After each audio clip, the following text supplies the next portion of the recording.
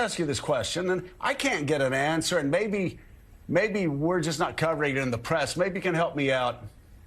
Why did Benjamin Netanyahu send the head of Mossad to Doha 3 weeks before the worst attack on Jews since the Holocaust and told Qatar to continue funding Hamas?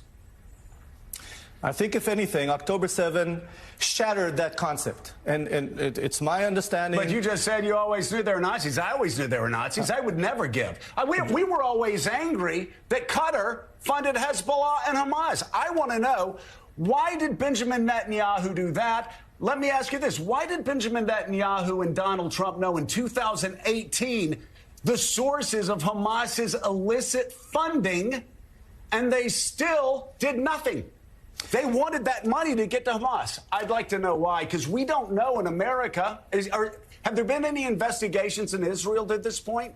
I'm sure we'll investigate it, and I totally agree with you. That Qatar is a wolf in sheep's clothes, and they're buying their way in. No. I must correct you. Benjamin Netanyahu was asked by the leaders of Qatar, do you want us, Qatar, to give money to Hamas? This was in September.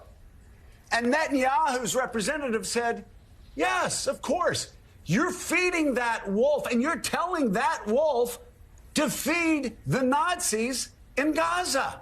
So explain to me, because I really want to know, why was Benjamin Netanyahu and his government funding? They were allies with Qatar in the funding of Hamas. Why? I think it's a mistake, and it was uncovered October 7th. October 7th demonstrated that if you think you could buy quiet, peace, by funding Hamas, it's a huge mistake. And it's clear to me right now. Why did Benjamin Netanyahu, knowing that their charter said that they were to kill Jews and eradicate Israel, why would any leader of Israel work to fund that organization to the tune of hundreds of millions of dollars and work with Qatar to fund Hamas? I think that question should be asked, and we'll get an answer. We'll ask. It's been asked. When are we going to get the answer? Fine. We've been asking it for 6 months. When are we going to get the answer? At the end of the day, once we finish the war, all these challenges will rise, and we'll deal with them. Right now, we're focused on winning the war. And I want to make sure. I need to ask you another question. Please. I want to ask you another question because you brought this up. Yes. You brought it up, and it is so sickening to think about the Israeli women that were beaten, raped, murdered, the Israeli grandmothers who were burned to death, the toddlers who were shot in their beds for 10 hours.